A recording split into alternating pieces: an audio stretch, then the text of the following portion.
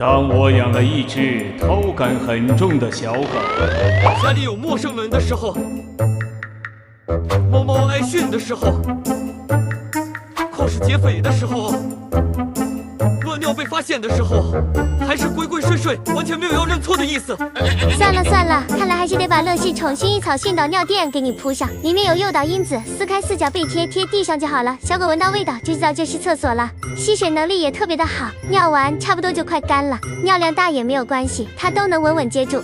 而且有着3重的除臭，遇水就散发出淡淡的薰衣草香，对养宠人真的太友好了。知道了，妈妈别说了，丢人。